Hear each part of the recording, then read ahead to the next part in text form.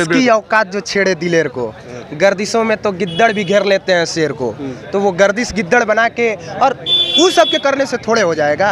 मनीष कश्यप को सलाखों के पीछे डलवाने के लिए समझिए कि पूरी गवर्नमेंट को इन्वॉल्व, ठीक है। मनीष कश्यप के विरोधियों का कोई वजूद ही नहीं है, उनकी बात करना सबसे बड़ी चिरकुटाई है, समझ लीजिए। कोई वजूद नहीं लड़ते हैं और किस तरह से टक्कर देते हैं, पर इतना समझ लीजिए कि मनीष कश्यप का जाति वाला वोट बैंक नहीं है, बाकी सभी नेताओं का जातिगत वोट बैंक है। तेजस्वी यादव का भी जातिगत वोट बैंक है, उपेंद्र कुशवाहा का, चिराग पासवान का, जीतन राम मांझी का, नीतीश कुमार का, सबका जातिगत वोट बैंक है। पर अगर मनीष कश्यप चुनाव लड़ते हैं तो उनका जातिगत वोट बैंक नहीं है, जो है वो यहाँ मौजूद है कुमार अभिनव जी, जो हमेशा गरीबों की आवाज़ उठाते हैं। तो बिहार, मनीष कश्यप को बिहार में रखा गया है, तो आपको कैसा लगा? बहुत अच्छा लगा। कम से कम लोग वेट कर रहे थे इसी बात का कि कम से कम अपनी सरजमी पे रखा जाए, अपनी मातृभूमि पे रखा जाए। तो बहुत खुशी हुई ये सुन के कि मनीष कश्यप को अब बिहार में ही रखा जाएगा और सारे केस की सुनवाई बिहार में ही होगी। बताइए कि जो उनके विरोधी थे उनको कितनी मिर्ची लगेगा अगर बिहार में मनीष कश्यप है तो? देखिए, मनीष कश्यप के विरोधियों का कोई वजूद ही नहीं है, उनकी बात करना सबसे बड़ी चिरकुटाई है, समझ लीजिए। कोई वजूद नहीं है उनका।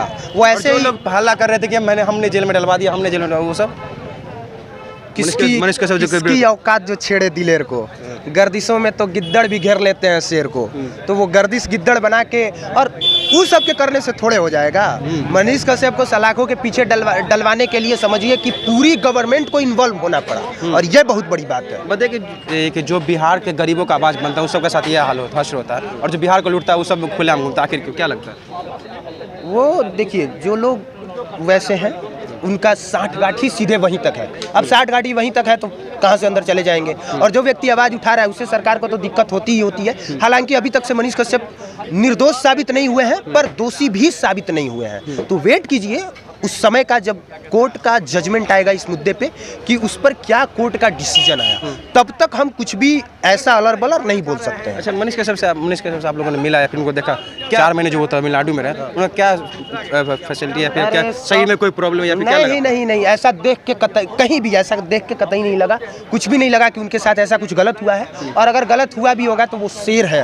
हम लोग बोले थे जिस समय उनको तमिलनाडु ले जाया जा रहा था ना, दहाड़ के गए थे पटना एयरपोर्ट से, और उसी समय हम लोगों ने कहा था कि मनीष कश्यप शेर है, जो झुकने वाला नहीं है, डरने वाला नहीं है, थकने वाला नहीं है। और लोग वेट कर रहे थे इस बात का कि जब वो तमिलनाडु से आएगा तब तक से पूरी तरह से वो टूट गया रहेगा, पर ऐसा हुआ नहीं। वो टूटा नहीं, मुस्कुराता हुआ चेहरा लेके आया और उसी तेवर में नजर आया। क्या लगता है आपको कि मनीष कश्यप को फंसाने में किस किस लोगों के हाथ थे? देखिए, मैंने बोला ना, अभी तक से ये प्रूफ नहीं हुआ है कि वो दोषी नहीं है, तब तक से हम कुछ नहीं बोल सकते हैं उनको किसी ने फंसाया नहीं फंसाया।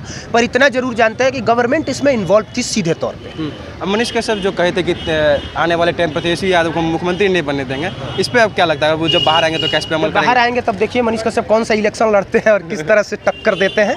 पर इतना समझ लीजिए कि मनीष कश्यप का जाति वाला वोट बैंक नहीं है, बाकी सभी नेताओं का जातिगत वोट बैंक है। तेजस्वी यादव का भी जातिगत वोट बैंक है, उपेंद्र कुशवाहा का, चिराग पासवान का, जीतन राम मांझी का, नीतीश कुमार का, सबका जातिगत वोट बैंक है। पर अगर मनीष कश्यप चुनाव लड़ते हैं तो उनका जातिगत वोट बैंक नहीं है, जो है वो है। चाहे वो फॉरवर्ड बेल्ट से हो, बैकवर्ड बेल्ट से हो, दलित का हो या पंडित का हो, किसी का भी।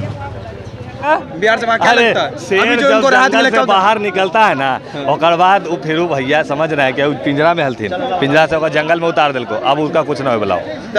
अब आगे जो इनको रोका गया तो क्या किया जाएगा? किया कुछ नहीं जाएगा। देखिए, जिसको लगता है कि आज भी मनीष कश्यप गलत है, वो चुल बजवन के हम बता दे कि देख ले बेटा आ गए, अब फिर से तूनी के बैंड बजे वाला हो। हाँ, मनीष कश्यप का विरोधी है, सोचते होंगे कि एनएसए फिर लग गया, फिर तमिलनाडु में चले जाएंगे। कौन है, कौन विरोधी है? नाम बताइए उसका, ऑन कैमरा नाम बताइए, साले को जूता से मारेंगे हम। अब काहे को विरोध रे? हाँ, अगर वो गलती किया तो सजा भुगत ना लिया, तब काहे विरोध कर रहा है? वहीं पे कुछ बोल देंगे तो तोरा मैया का प्रणाम साला।